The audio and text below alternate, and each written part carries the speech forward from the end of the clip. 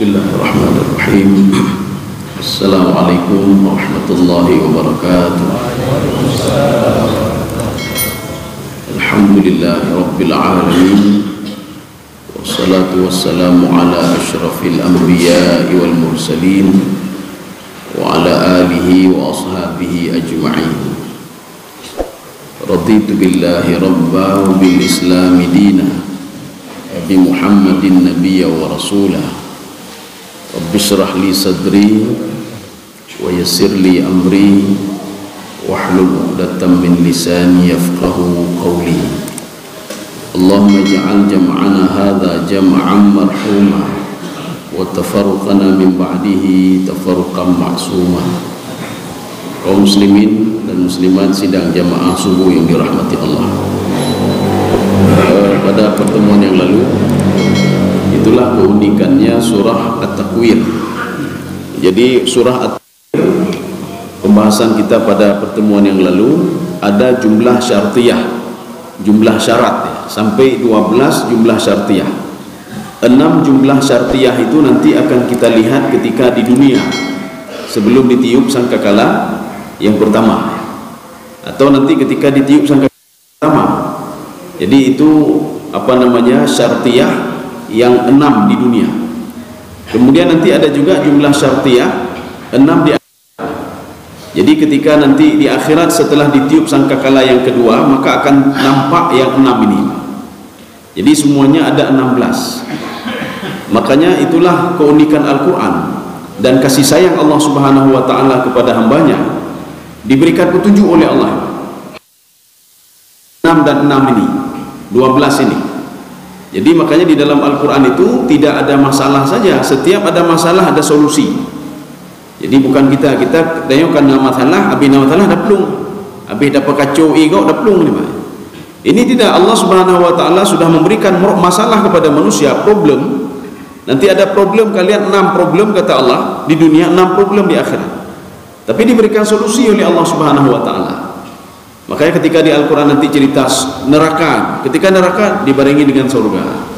Ketika Allah menceritakan tentang suatu kaum yang diazab oleh Allah, setelah itu diberikan solusi oleh Allah. Maka jangan jadi seperti kaum itu, patuhlah kepadaku, ikutilah perintahku, kata Allah. Jadi ini begitu juga. Jadi bukan diberikan problem saja, tidak, ada diberikan solusi oleh Allah Subhanahu wa ta'ala. Solusinya, peganglah Al-Quran, kata Allah nanti pada ayat ini. Peganglah Al-Quran, berpanduanlah kepada Al-Quran, telaalah Al-Quran, pelajarilah Al-Quran, tadabburlah Al-Quran.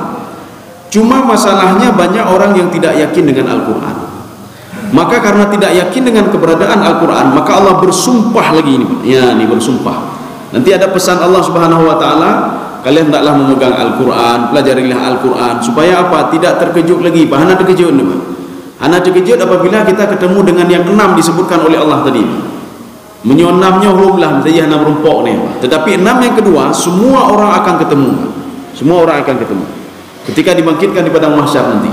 Tapi yang 6-nya, yang punyo bisa saja kita cepat meninggal, hanam demi yang 6 ini. Tetapi yang 6 selanjutnya akan kita ketemukan nanti di padang mahsyar. Makanya Allah menyuruh kita peganglah Al-Quran, tadabburlah Al-Quran, pelajarilah Al-Quran, bacalah Al-Quran ya. Tapi banyak manusia yang tidak yakin. Karena manusia tidak yakin, maka Allah bersumpah lagi, Pak. Ya, ini bersumpah lagi. Ini mulai lagi sumpah Allah Subhanahu wa ta'ala. A'udzu billahi minasyaitonir rajim. Bismillahirrahmanirrahim. Saya perlu terjemahan sekarang, habis ini saya perlu terjemahan sebentar. Fala uqsimu bil khunnas. Ya, yang ada terjemahan coba dibuka sebentar. Kita akan lihat apa penerjemah menerjemahkan khunnas di sini. Coba dibaca. Ya. Iya, demi bintang-bintang. Ini khunnas ini bukan semua bintang, ada bintang khusus dia. Ya, jadi artinya di situ perlu dibuat, di dalam terjemahan perlu dibuat tanda kutip ya, tanda kutip. Aku bersumpah demi bintang. Bintang apa? Ada bintang khususnya. Makanya Allah menggunakan kalimat khunnas. Kenapa ada syaitan di dalam tubuh manusia namanya khannas?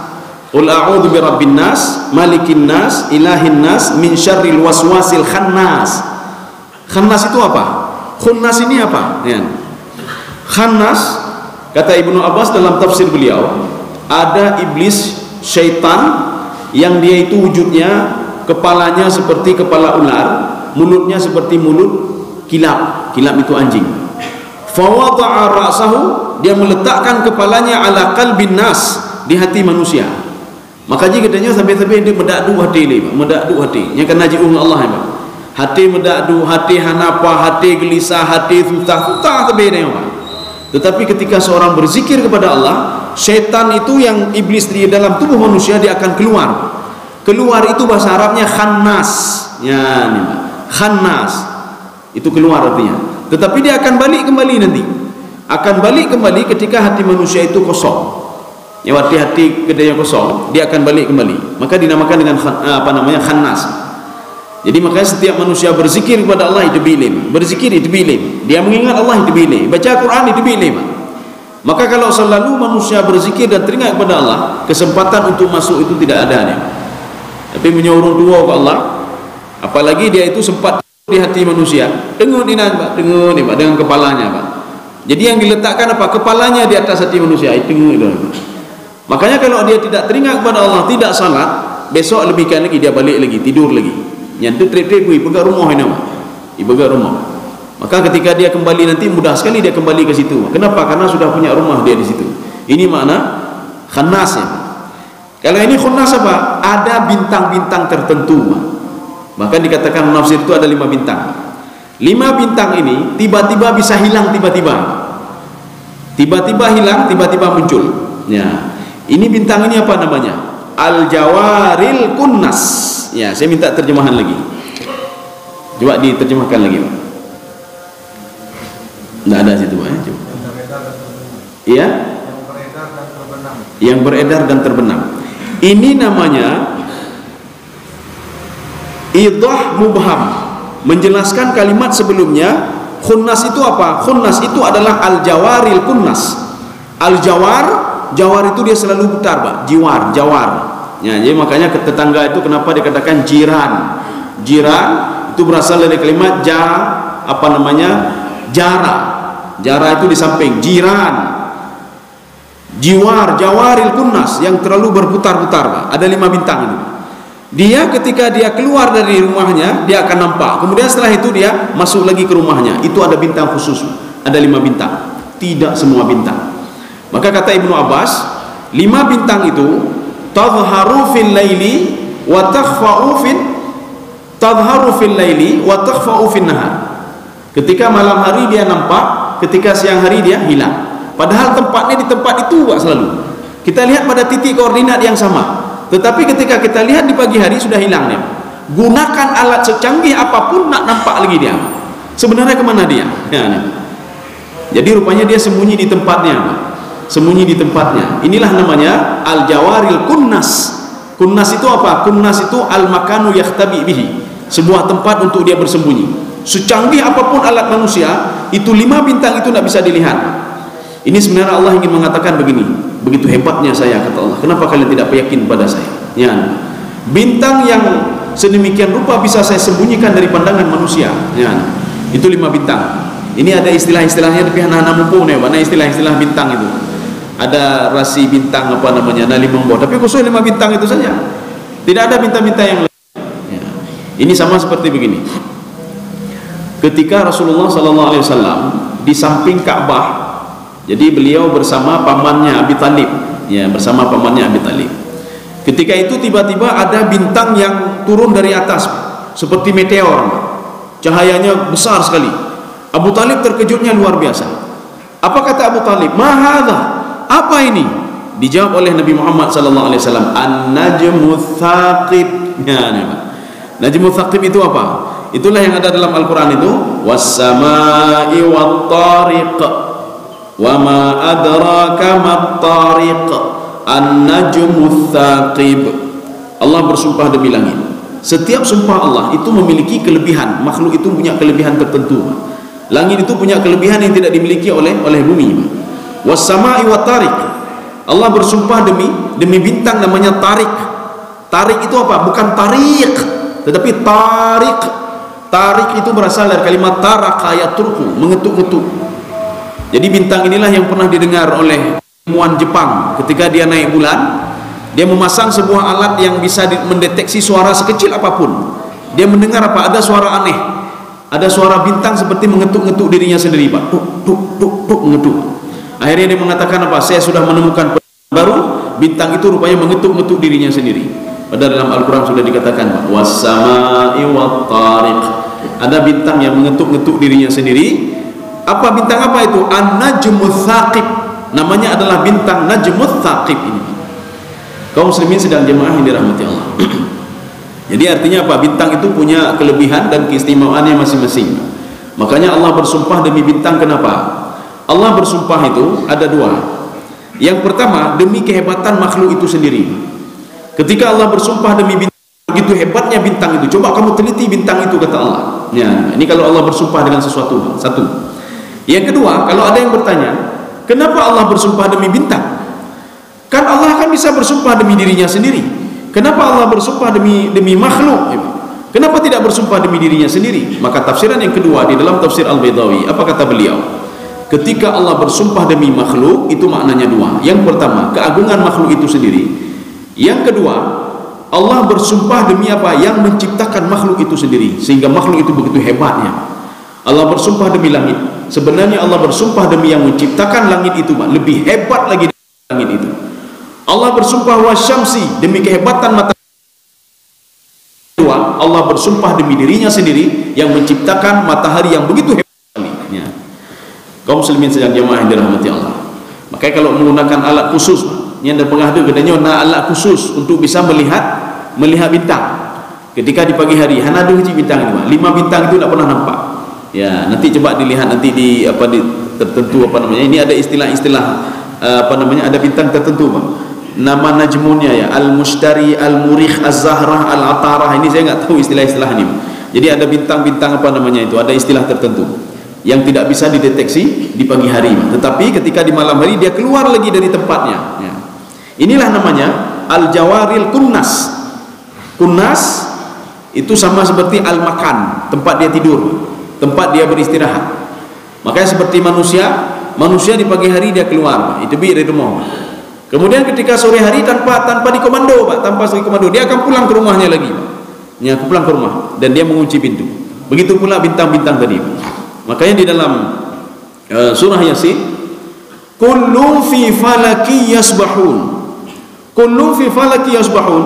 Semua yang aku ciptakan itu, kata Allah Subhanahu wa taala, dia berjalan menurut alurnya masing-masing. Ya, hanya cok alur kau, Pak. Hanya cok alur kau. Kita kalau seandainya pergi ke kantor, kita pergi jalan ini terus, Pak. Walaupun itu sekali-sekali jalan tahrib, jalan mana kita pergi. Kemudian juga orang lain, Pak, pergi jalan yang sana, pergi jalan sana, masing-masing menurut ininya sendiri, Pak. Jadi demikian pula ciptaan Allah Subhanahu wa taala. Semua beredar menurut peredarannya sendiri. Matahari tidak pernah mencuri start orang lain, bulan tidak pernah mencuri start orang lain, bintang begitu juga. Kullun fi falaki yasbahun. Tetapi ketika kiamat nanti dicabut oleh Allah Subhanahu wa taala. Kalian terserah mau buat apa saja, terserah, kata Allah. Kalian tidak patuh lagi kepadaku, terserah, kata Allah. Arti tidak patuh dalam tanda kutip. Artinya apa? Tidak diatur lagi. Ketika tidak diatur lagi sudah kocar-kacir, ya.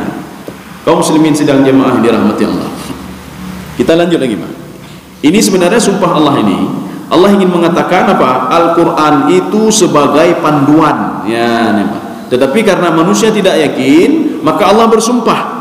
Fala uqsimu bil khunnas. Al-jawaril kunnas. Itu lam itu adalah lam ziyadah, lam tambahan. Kita sudah pernah membahas beberapa pertemuan yang lalu, kalau sumpah itu ada lam di situ. Jadi maknanya bukan saya tidak bersumpah, tidak. Ya, jadi ada dua makna di situ. Yang pertama, lam itu adalah lam zaidah. Lam zaidah maknanya lam tambahan. Lam tambahan makna saya tidak bersumpah, maknanya apa? Saya bersumpah. Satu. Yang kedua, setiap kita melihat di dalam Al-Quran, la uqsimu biyaumil qiyamah, saya tidak bersumpah dengan hari kiamat, maknanya apa? Dimaknai dengan makna terbalik. Artinya apa? Sudah berapa kali Allah mengatakan al-qari'ah, mal qari'ah, wa ma adraka mal qari'ah. Aneh petih manusia, ya. Maka Allah mengatakan la uqsimu biyaumil qiyamah, saya tidak bersumpah dengan hari kiamat. Maknanya apa? Dipahami dengan makna terbalik. Ya, seperti kita katakan beberapa pertemuan yang lalu. Seorang anak itu ketika disuruh, main game le ni apa? Kata ni. Alah tiada. Baik main game le, kata ni tiada. Yang ketiga kalinya apa kata orang tuanya? Main game laju gede. Ketika orang tuanya ngomong main game laju gede, gamenya langsung ditaruh, letakkan, dia pergi salat. Artinya apa? Anak itu memahami perintah orang tuanya dengan makna terbalik. Artinya dia tahu, dia paham kalau orang tuanya sedang marah, sedang bengeh. Artinya apa? Laptop langsung ditutup dan dia langsung pergi salat. Ini begitu juga. La uqsimu biyaumil qiyamah. Saya tidak bersumpah dengan hari kiamat, kata Allah. Maknanya apa? Kapadunggo nung pegah waduh nan betingci. Ya. Ketika itu dipahami oleh orang yang antenanya panjang, Allah enggak bengeh. Tetapi ketika dipahami oleh antenanya pendek, berarti hana orang kiamat memang. Lagi anu benar, dipahami dengan antena panjang, urung cilung enggak bengeh. Dipahami dengan antena pendek, main game lo, main laju. Ya, nama. Kaum muslimin sedang jemaah yang dirahmati Allah. Ini makna fa di sini, Pak. Makanya ada yang mengatakan fa ini adalah fa li tafri. Jadi di dalam Syekh Tantawi mengatakan fa ini fa tafri. Artinya apa? Ini terkait dengan ayat di belakang. Jadi manusia itu tidak percaya ketika diberikan syarat, diberikan ini, diberikan itu oleh Allah Subhanahu wa taala, supaya kalian yakin, maka pelajarilah Al-Qur'an. Supaya ada panduan tentang 6 tadi, 6 di dunia dan 6 di akhirat, maka kajilah Al-Quran. Itu makna fa tafri di sini menurut Syekh Tantawi dalam tafsir beliau Al-Wasit. Kita lanjut lagi. Bersumpah lagi Allah, wal laili idza as'as. Ya. As'as itu begini, aku bersumpah demi malam, kata Allah Subhanahu wa taala. Makanya nanti beda-beda ya. Kalau di Al-Quran disebutkan lailun tanpa alif lam, subhanalladzi asra bi'abdihi lailam minal masjidil haram, tidak ada alif lam, lailan. Itu maknanya apa? Ibnu Abbas mengatakan kalau tidak ada alif lam namanya at-taqlil. Taklil itu apa? Waktu perjalanan Rasulullah dari Masjidil Haram ke Masjidil Aqsa, Masjidil Aqsa ke Sidratul Muntaha dengan waktu yang sangat singkat sekali, Pak. Taklil namanya. Jadi bukan habis Isya sampai subuh, habis Isya sampai sebelum subuh. Makanya Rasulullah SAW setelah itu beliau tidur subuh lagi dan salat subuh berada di Masjidil Haram lagi. Kaum muslimin sedang jemaah yang dirahmati Allah. Itu kalau tidak ada alif lam. Kalau seandainya ditambah lam bagaimana? Kalau ada alif lam bagaimana? Kalau ada alif lam seperti ini, wal laili, saya bersumpah di semua malam. Jadi tidak ada malam khusus, tidak, semua malam. Ya, kalau seandainya menggunakan ta marbutah, itu malam-malam khusus, Lailatul Qadar, cuma Lailatul Qadar saja. Jadi kalau dalam bahasa Arab begitu juga. Kalau disebutkan Zatul Lail pada suatu malam, setiap malam. Kalau disebutkan Lailah menggunakan ta marbutah, malam-malam tertentu saja. Makanya Lailatul Qadar itu bukan tiap malam, tetapi malam tertentu. Makanya ketika Allah bersumpah wal laili, maksudnya apa? Di semua malam, tidak ada malam khusus. Wal laili idza as'as. As'as itu apa maksudnya? Jadi ketika malam itu sudah mulai gelap. Maknanya apa? Ini ada dua kemungkinan. Kejahatan itu selalu datang di waktu malam. Artinya makin malam banyak kejahatan, maksiat makin banyak dilakukan oleh manusia. Satu. Yang kedua, ketika Allah bersumpah demi malam, bangunlah kamu di tengah malam. Dekatkanlah dirimu denganku. Ya. Jadi maksud malam di sini apa? Saya bersumpah demi orang yang tidur di waktu malam. Ya. Dan ketika itu dia bangun dan bermunajat kepadaku, kata Allah Subhanahu wa taala. Artinya apa? Ada orang-orang itu ada spesial, kata Allah. Itu orang-orang spesial yang berdoa kepadaku, bermunajat kepadaku, kata Allah Subhanahu wa taala. Jadi yang pertama tadi ini dibuktikan dengan apa? Hadis Rasulullah sallallahu alaihi wasallam. Ketika mau datang waktu malam, Rasulullah menyuruh kepada sahabatnya, wahai sahabatku, masuklah kamu ke dalam rumahmu. Baiklah masuklah ke dalam rumahmu, kuncilah pintu rumahmu, ajaklah semua anak-anakmu masuk ke dalam rumah. Ketika datang waktu maghrib, maka ketika itu kata Rasulullah SAW, kuncilah semuanya dengan mengucapkan Bismillahirrahmanirrahim. Rupanya setelah diselidiki, setan itu bergerilya di waktu maghrib. Makanya di situ disebutkan maghrib, dari maghrib kemudian isya sampai subuh. Begitu juga pencuri bergerilya kan di waktu malam juga. Itu puru tengah. Jadi makanya tengah malam tu cuma jino montong nak pencuri je ijak bengah-bengah, nyampi pencuri pun aja. Anak profesional. Kalau yang profesional dia datang waktu malam ni, waktu malam. Kenapa? Karena ketika manusia sudah tidur semuanya dan maksiat pun kalau kita lihat itu di waktu malam banyak maksiat. Kaum muslimin sedang jemaah yang dirahmati Allah. Ini yang dimaksudkan dengan saya bersumpah kata Allah, wal laili idza as'as. Jadi makin lama malam itu gelap, makin lama makin gelap. Ada dalam satu tafsir lagi Ibnu Abbas, apa kata beliau? Wa hadza yadullu ala qudratillah. Ini menunjukkan kepada kudrah Allah Subhanahu wa taala, sanggup membuat bumi ini kadang-kadang siang, kadang-kadang malam. Maka manusia disuruh berpikir. Maka dalam Al-Qur'an itu semua ayat-ayat untuk berpikir. Inilah yang dikatakan oleh Syekh Tantawi ketika beliau menyikapi dakwahnya Nabi Nuh alaihissalam. Apa kata beliau? Dakwah Nabi Nuh itu salah satu inti dakwahnya apa? At-tafakkur wa ta'ammul.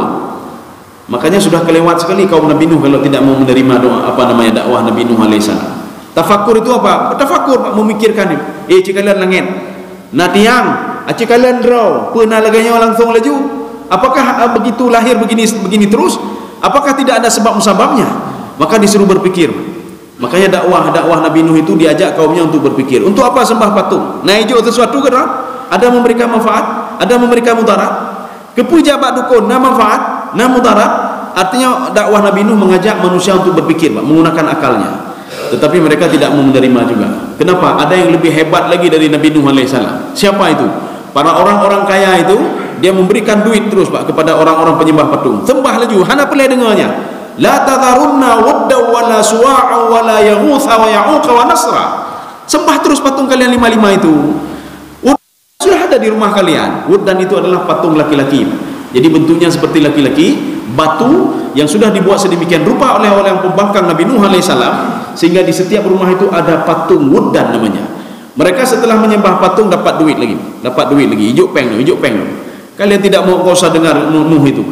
Bahkan mereka ini wa makaru makran kubara. Mereka ingin membunuh Nabi Nuh alaihissalam, tapi tidak bisa juga. Strategi apapun yang mereka buat untuk membunuh Nabi Nuh alaihissalam, untuk membuat Nabi Nuh itu tidak berdakwah lagi, hana cara. Maka dakwah Nabi Nuh itu tetap at-tafakkur wa ta'ammul. Ini buktinya apa? Kaum Nabi Nuh sebenarnya tahu dia patung itu tidak bermanfaat. Kenapa? Karena dia sudah di sama dunia Pak. Napeng lepeng. Allah pernah pengen begini, menyudah sembah Allah pernah aja, pernah kaya, pernah hana kaya, lebih kaya ada sembah patung. Akhirnya mereka banyak menyembah patung, diberikan duit, sehingga Nabi Nuh mengatakan kepada Allah, dia lapor kepada Allah, ya Allah, memang betul duit mereka bertambah ya Allah, tapi hana berkah ya Allah. Memang betul anak mereka bertambah, tapi hana berkah ya Allah. Dia berdoa kepada Nabi Nuh, berdoa kepada Allah Subhanahu Wa Taala. Kaum muslimin sedang jemaah dirahmati Allah. Ini yang dimaksud dengan wal-laili idza as'as. Maka Ibnu Abbas mengatakan ini Allah ingin menampakkan kudrah Allah Subhanahu wa taala. Artinya apa? Ini sebentar lagi sudah pagi, Pak. Setelah itu apa? Nanti siang lagi, Pak. Setelah siang apa? Malam lagi, Pak. Kenapa bisa seperti itu? Artinya apa? Matahari bisa dikontrol oleh Allah. Matahari patuh kepada Allah Subhanahu wa taala. Bulan patuh kepada Allah Subhanahu wa taala. Kullun fi falaki yasbahun. Jadi makanya kapan nanti ketika kiamat itu wa jumi'a syamsu wal qamar. Bulan dan bintang itu disatukan, bulan dan matahari disatukan oleh Allah. Makna disatukan apa? Diterbitkan dua-dua dari barat nanti. Tapi cahaya tidak ada lagi. Dua-dua terbit dari barat. Ya. Kaum muslimin sedang jemaah dirahmati Allah. Ini sudah sumpah yang keberapa ini? Jadi sumpah yang kedua. Yang pertama Allah bersumpah demi bintang, demi hebatnya bintang yang tidak bisa dideteksi oleh manusia, tetapi bisa terus dijaga oleh Allah Subhanahu wa taala. Dia patuh kepada Allah. Ini diatur oleh Allah dengan sedemikian rupa sehingga ilmu manusia tidak bisa mendeteksi ini. Artinya ada yang lebih hebat lagi daripada ilmu manusia. Wa fawqa kulli dhi ilmin alim. Ya. Kemudian sumpah yang kedua demi malam. Malam tiba-tiba nanti sudah siang, sudah pagi, kemudian malam lagi. Ini manusia yutmiki. Maka dalam Al-Quran itu selalu ada ayat-ayat yang selalu manusia diajak untuk berpikir oleh Allah Subhanahu wa taala. Sudah. Bukan malam saja. Wasubhi idza tanaffas. Tanaffas itu apa? Seperti kita bernafas, Pak. Tanaffas itu bernafas. Tetapi tanaffas di sini diterjemahkan ketika subuh itu dia mengeluarkan dirinya. Nyai pedebiro. Gedanya pik ada menafas pada tubuh, Pak. Ketika itu udara bagus kita bernafas, Pak. Allah ingin mengatakan kenapa bisa jadi seperti itu? Apakah perubahan tiba-tiba? Kenapa ketika malam kemudian tiba-tiba masuk subuh, Pak? Kemudian sudah berganti fungsi, Pak. Tadi malam, sekarang sudah pagi, Pak. Apakah manusia tidak berpikir?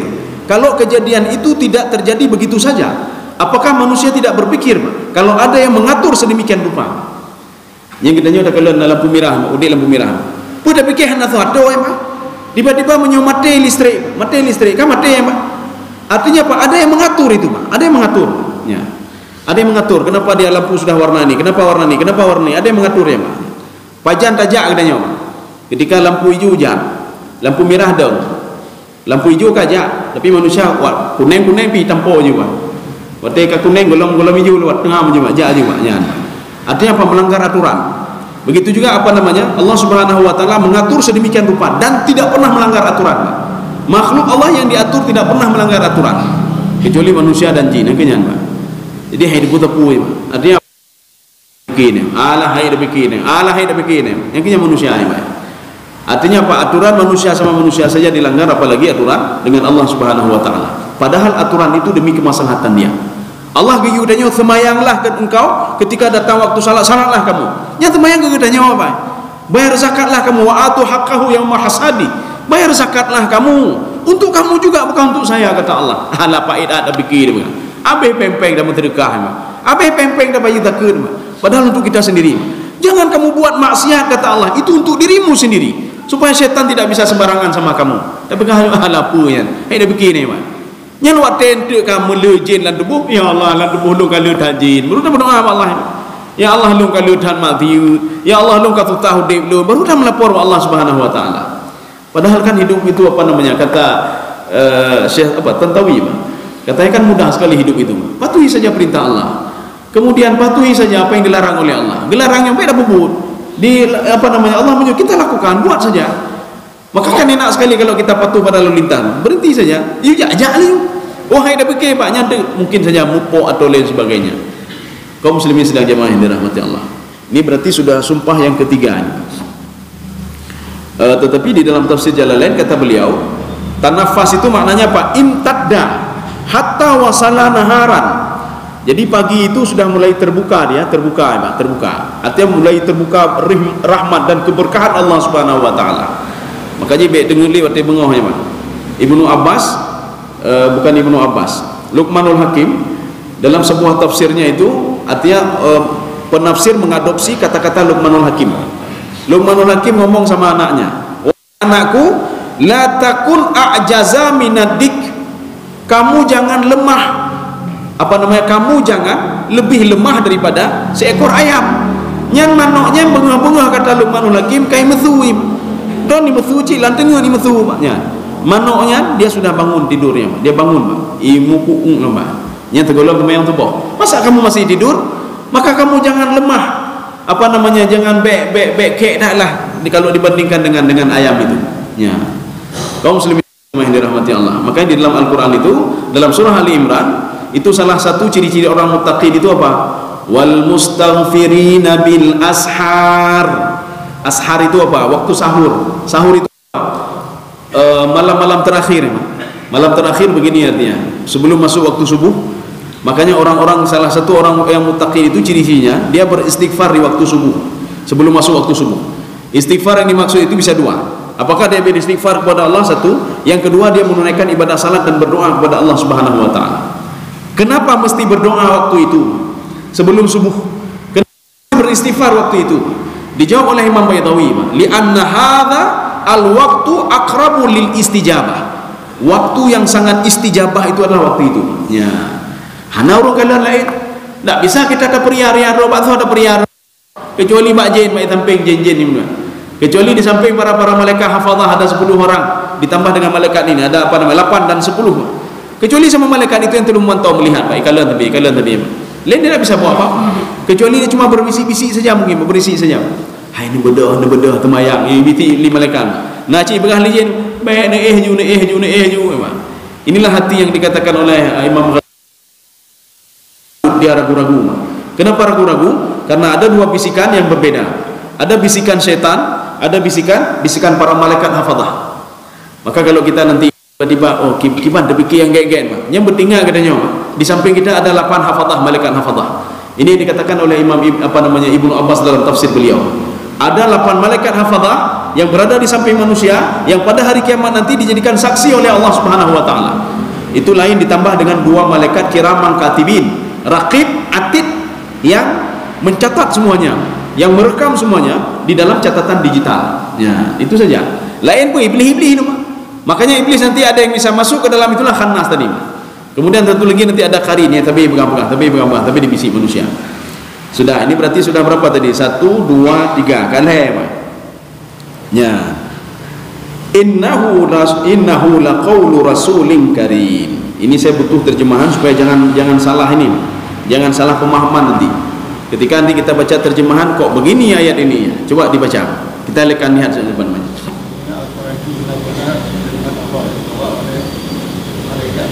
Iya. Berarti terjemahannya sudah ini, Pak. Kalau kita terjemahan per kata ini akan membawa makna keliru. Makanya ini namanya apa? Ini namanya ijaz hazaf namanya. Ijaz hazaf, ada ayat-ayat tertentu yang sudah dihapus, dihilangkan. Maksud dihilangkan apa? Itu ijaz hazaf namanya. Ketika di dalam tafsir dimunculkan kembali. Inilah pengertian innahu laqaulu rasulin karim. Kalau sebagian orang memahami perterjemahan letter luck ini, sesungguhnya Al-Quran itu adalah perkataan Rasul yang mulia. Ini yang kehaguraan ya, Pak. Ya, maka ini pengertiannya. Innahu, Al-Quran itu adalah laqaulun, perkataan Allah Subhanahu wa taala, firman Allah Subhanahu wa taala yang diturunkan kepada malaikat Jibril. Itulah Rasul, Rasulun Karim. Rasul di sini adalah Jibril. Karim yang dimuliakan oleh Allah. Jadi makanya yang sampai kepada Nabi Muhammad adalah perkataan firman Allah disampaikan kepada Jibril, Jibril menyampaikan kepada Nabi Muhammad sallallahu alaihi wasallam. Rasul. Maka ini salah satu di antara beberapa ayat yang mengangkat begitu hebatnya Jibril, yang memuji-muji Jibril. Ini pujian pada Jibril. Allah memuji Jibril. Maka Jibril adalah malaikat khusus yang selalu mendampingi para rasul. Jadi makanya setelah Rasul tidak ada lagi Nabi Isa tidak ada lagi, kemudian terakhir pada Nabi Muhammad sallallahu alaihi wasallam. Ketika Nabi Muhammad sudah wafat, Jibril sekarang bagaimana, apa tugas Jibril? Dikatakan Imam As-Suyuti di dalam kitab beliau Al-Bidayah wa Nihayah, tugas Jibril setelah tidak ada lagi Nabi Muhammad sallallahu alaihi wasallam, beliau tunggu mendengar perintah Allah, kaum mana, kelompok mana yang akan dihancurkan oleh Allah Subhanahu wa taala. Itu ada peran Jibril atas perintah Allah Subhanahu wa taala. Termasuk nanti illa sayhatan wahidatan fa idahum khamidun. Ada kejadian pada masa Nabi Isa alaihissalam ya. Artinya apa? Tugas ini masih dilakukan Jibril sampai sekarang, walaupun tidak ada nabi lagi. Waktu masih ada Nabi Isa alaihissalam, Jibril juga masih bertugas seperti itu. Bertugas apa? Melihat kaum yang akan dilaknat oleh Allah, melihat kaum yang akan diberikan musibah oleh Allah Subhanahu wa taala. Ada peran Jibril di situ, Pak. Salah satunya adalah ketika terjadi kejadian di Yordania. Kalau dulu Yordania dulu kan di Syam. Ketika ada 2 orang diutus oleh Nabi Isa alaihissalam untuk mendakwahi raja zalim penyembah patung. Akhirnya apa? Fa'azzazna bithalisin. Saya kuatkan lagi dengan 3 orang. Ketika dengan 3 orang, hai dengar cik raja apa? Akhirnya apa? Waja'a rajulun min aqsal madinati yas'a. Ada seorang laki-laki biasa, maka tidak digunakan alif lam di situ.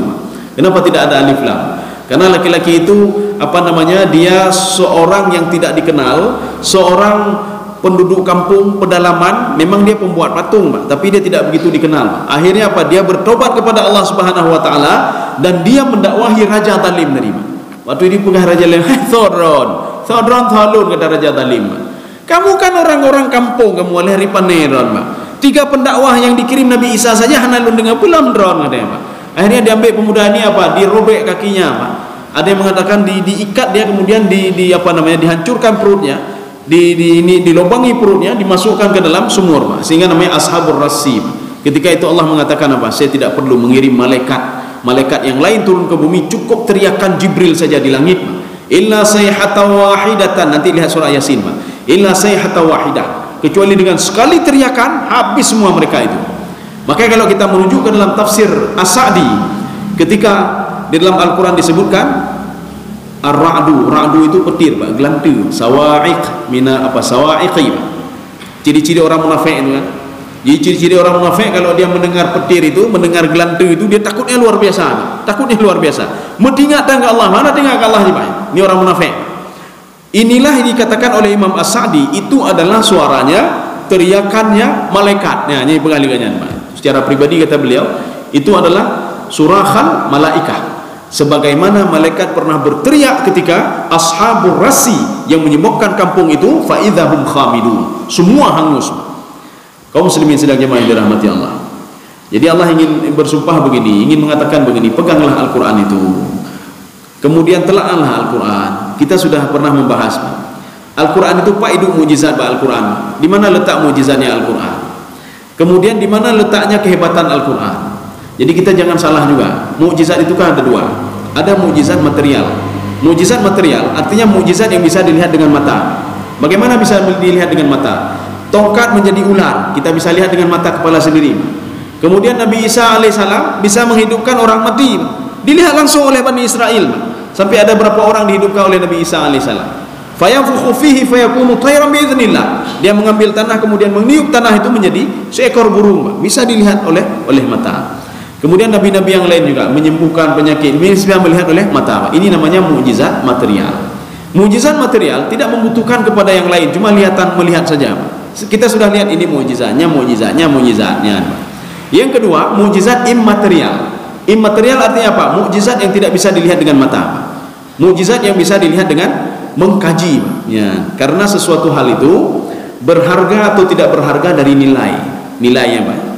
Na kebu biraya kebu, Pak. Atau lemu biraya, yang kalau na lemu biraya ada mengapa? Yum padum 60 juta, yum 30 juta, yang lemu, Pak. Biraya lemu, Pak. Kalau ditimbang mungkin berapa ton itu, Pak. Coba kita ambil ada seekor burung kecil, Pak. Bisa melebihi kebu dan lemunya, Pak.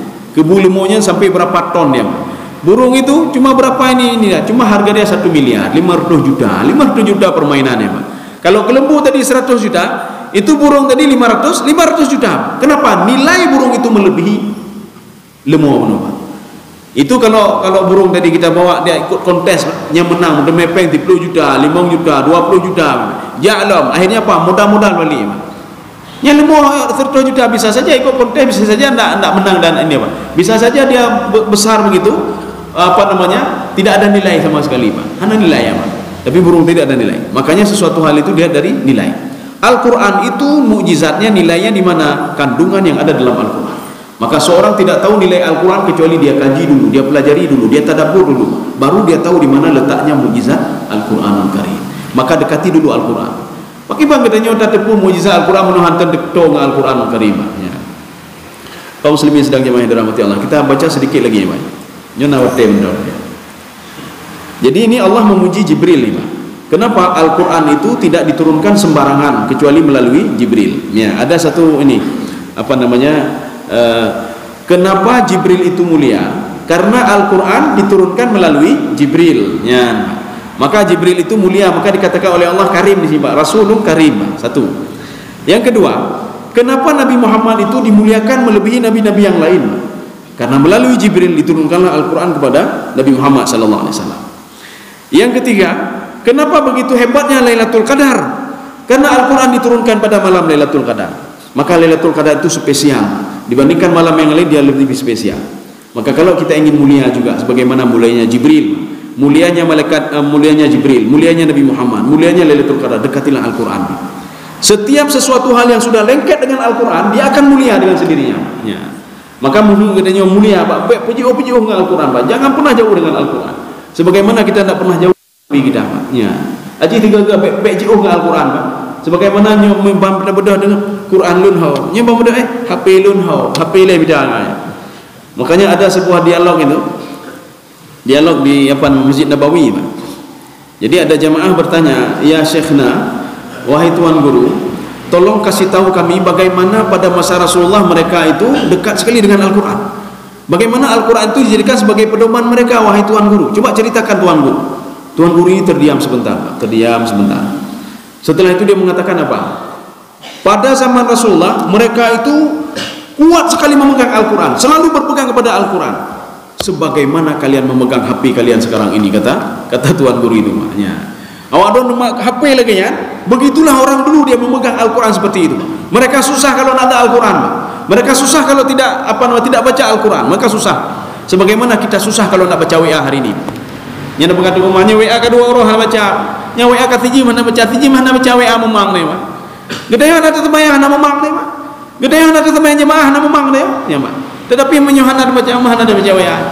Bahkan HP na dua bol heboh maknanya WA-nya masing-masing najih kira Pak. Habis sembahyang assalamualaikum kan dah istighfar kan dah doa astagfirullah. Nya dah buka WA le. Pun ai demong pesan kena nya namanya. Inilah yang dikatakan apa Imam Ghazali itu. Dunia itu selalu mengganggu manusia. Selalu dia mengganggu manusia. Jadi beda pertalah setan, sayang setan ni Pak. Sedang duduk sebelah tanya, setan ni, ye HP setan ni Pak. Perkara dia yang sebelnya Pak. Jadi ada yang menyojak sembahyang tanpa off atau apa baik perkara ulun berji ikut lun baik perkara ulun memang baik perkara ulun nyolom jak sembahyang baik perkara ulun ya sedang sembahyang perkara rumah kan lebih dahsyat je dengan syaitan ni Pak. Syaitan cuma berbisik saja dia baik sembahyang hai a'udzubillahi minasyaitanirrajim. Tapi HP dia perkara dia Pak perkara baik perkara Pak sedang sembahyang perkara rumah sedang assalamualaikum nyali ada cok Pak ini perkara dia nyan hanai lawan dia pegang a'udzubillahi minasyaitanirrajim hanai lawan hanai perlu tetap bersama kita ni Pak. Sebagaimana pada orang-orang dulu itu lengketnya Al-Quran sama mereka seperti lengketnya HP bersama kita sampai sekarang ini. Kaum muslimin sedang jemaah yang dirahmati Allah. Sedikit lagi kita melihat bagaimana pujian Allah kepada malaikat Jibril. Kenapa begitu mulianya Jibril? Maka katanya menyembah mulia lagi Allah memuliakan Jibril, dekatilah terus Al-Quran. Bacalah terus Al-Quran. Ya, baca terus Al-Quran. Jadi insya-Allah kita mulia sebagaimana mulianya yang dekat dengan Al-Quran. Muta' dhi quwwatin 'inda dzil 'arsy makin. Saya perlu terjemahan juga. Coba dibaca. Yang memiliki kekuatan, memiliki kedudukan yang tinggi di sisi Allah memiliki arsy. Ya, ini terjemahannya apa? Artinya Jibril itu memiliki kedudukan yang tinggi. Tetapi dalam tafsir lain maksudnya apa? Dhi quwwatin 'inda dzil 'arsy makin. Dia memiliki kekuatan Jibril itu melebihi kekuatan yang lain. Kenapa? Karena dia sanggup mengangkat kampung Sadum. Dia angkat ke atas itu, kemudian setelah sampai ke atas, ini aras itu cuma gambaran saja Pak. Aras itu gambaran saja. Artinya seakan-akan sudah ke atas Pak. Sudah ke aras, seakan-akan sudah ke aras. Sampai ke atas dibalik oleh Jibril dan dihantam ke bawah Pak. Jadi makanya ada dua tafsiran. Tafsiran yang pertama, dia itu hebatnya luar biasa, dzi quwwatin 'inda dzil 'arsy makin, dan dia memiliki tempat khusus di aras di sana. Ya.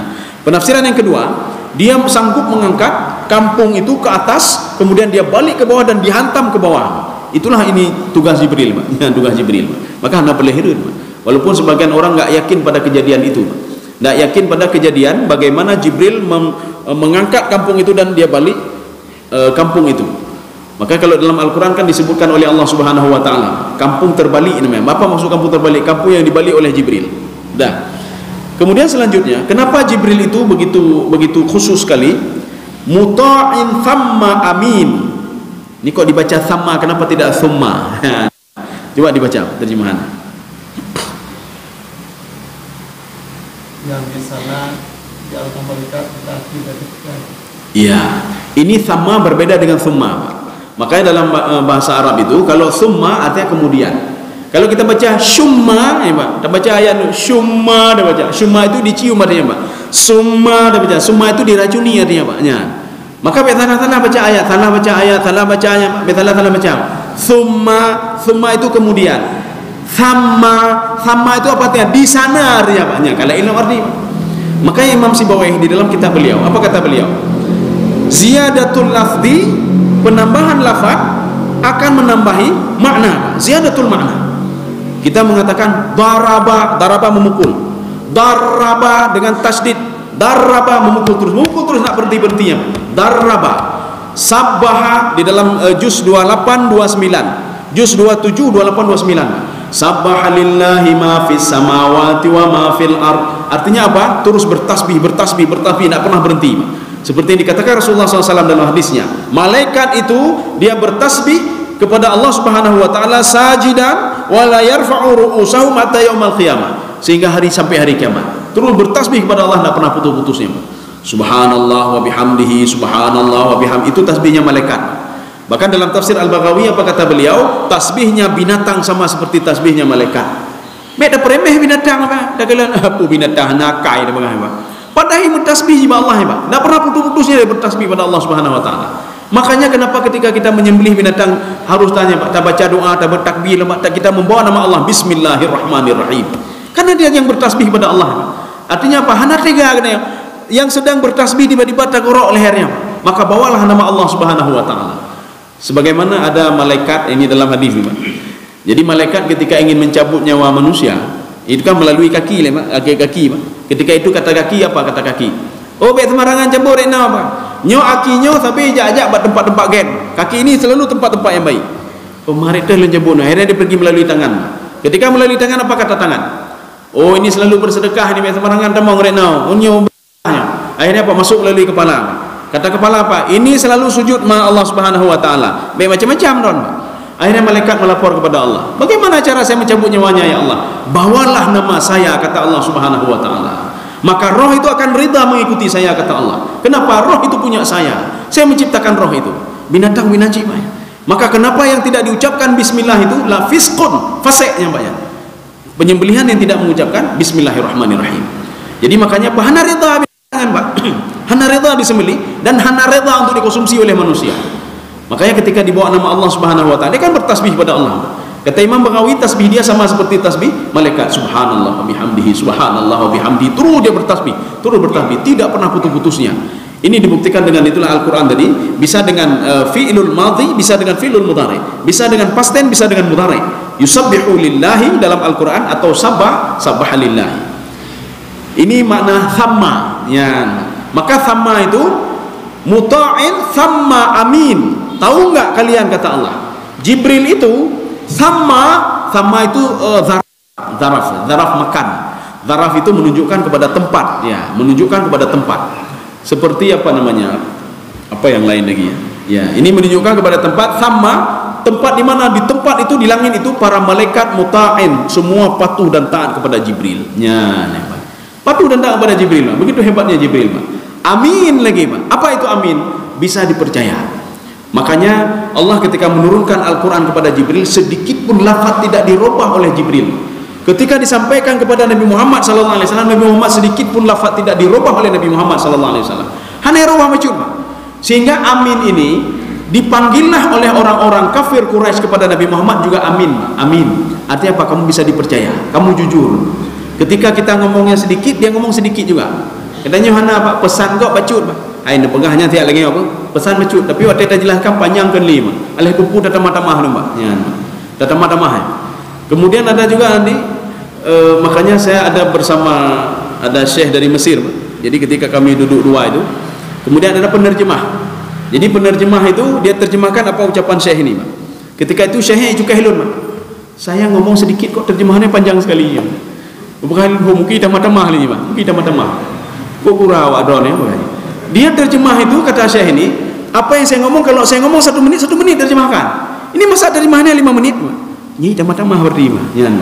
Kemudian ketika Syekh ini ngomongnya panjang dan tidak dipahami oleh orang itu, ipah apa bacut terjemahan. Yang berkembang lu mungkin nak upung yang. Jadi itulah kita tidak amanah, tidak amanah. Jadi artinya apa? Rasulullah SAW, kenapa Rasulullah dikatakan orang gila sama orang kafir Quraisy? Innahu lamajnun, Muhammad pungo. Pegang ke pungo, Pak. Ketika Allah berdialog dengan Nabi Muhammad, ya Muhammad, qul huwallahu ahad. Ya Muhammad, qul a'udzu birabbil falaq. Melalui uslub khitabi, Pak. Ini uslub khitabi namanya, uslub dialog. Ketika Allah berdialog dengan Muhammad, ya Muhammad, katakan hai Muhammad, Allah itu esa. Nabi Muhammad gejak depan kaum, qul, dia ulangi lagi, Pak, dengan kata-kata yang sama. Qul huwallahu ahad. Katakan hai Muhammad, Allah. Sahabat orang pungodon ya Muhammad. Ya. Analoginya begini, ada 3 orang, si A, si B, si C.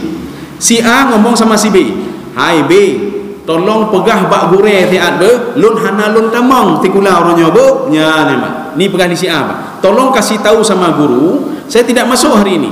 Akhirnya Pak, si B ngomong sama guru ni, Pak. Pak guru, tadi pesan si A, dia tidak bisa masuk hari ini, kalimatnya sudah dirubah. Tetapi kalau tidak dirubah, si A ngomong sama si B, Pak. Hai, ni pegah bak gure tiat be, lun hana tamang orangnya. Kata si B sama guru, hai, kata guru, hai ni pegah bak gure tiat be, orangnya hana lun tamang. Ni pegah li gure, pungo orang ni, pungo orang. Ya ni, Pak. Itulah yang dilakukan oleh Nabi Muhammad sallallahu alaihi wasallam. Sehingga orang kafir Quraisy mengatakan Nabi Muhammad pungau, pegah apa kedro ji. Ya, Pak. Tidak merubah redaksinya, Pak. Tetapi kita rubah redaksi, Pak. Ya. Maka Nabi Muhammad juga dipanggil Al-Amin, ya, Pak.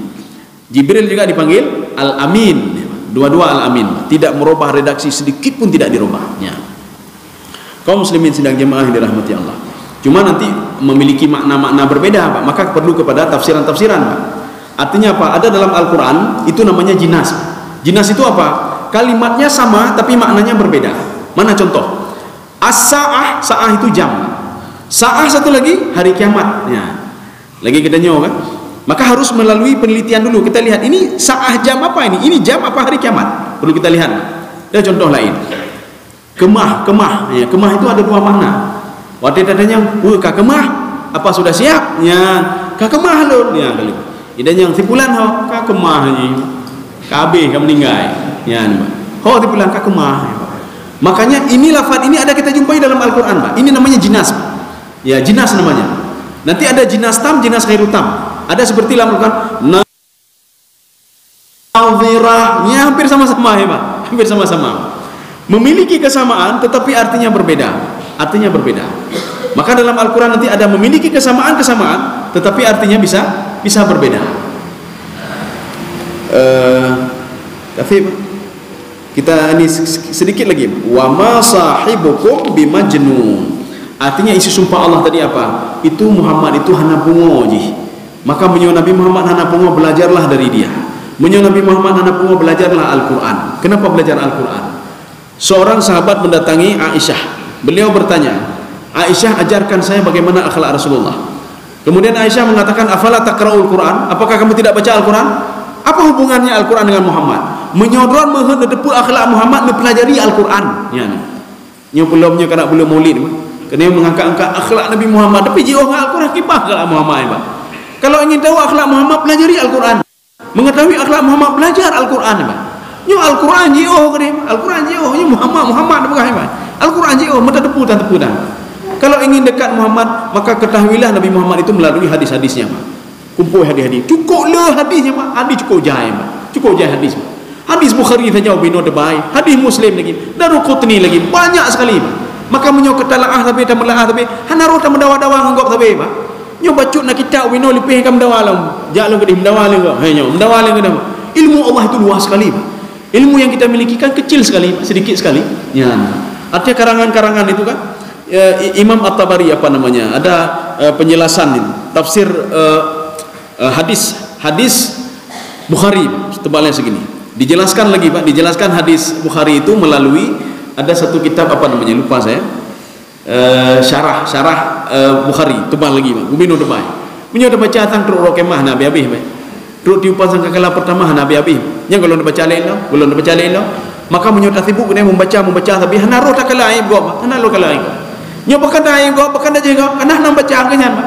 Baca bacut, nyo fik ke mendawa ya, Pak. Fik ke mendawa. Jaklim dawalim. Oh nyo kata dulu murno lo. Habis murno nyo ke mendawa. Ilmu untuk mendawa saja, apa ilmu mendawa ya, Pak. Jadi maka diharapkan oleh Rasulullah, kalian itu belajarlah, makin banyak ilmu makin dekat dengan Allah Subhanahu wa taala. Baik makin jauh dengan Allah. Ya, Pak. Saya rasa cukup sekian saja. Anda boleh tanya jawab lewat. Ya. Enggak usah lagi, Pak. Tanya jawab panjang loh nih. Ya. Saya rasa cukup sekian saja, mudah-mudahan ada manfaatnya bagi saya sendiri dan jemaah sekalian. Subhanallahi bihamdika, asyhadu an la ilaha illa anta, astaghfiruka wa atubu ilaik. Assalamualaikum warahmatullahi wabarakatuh.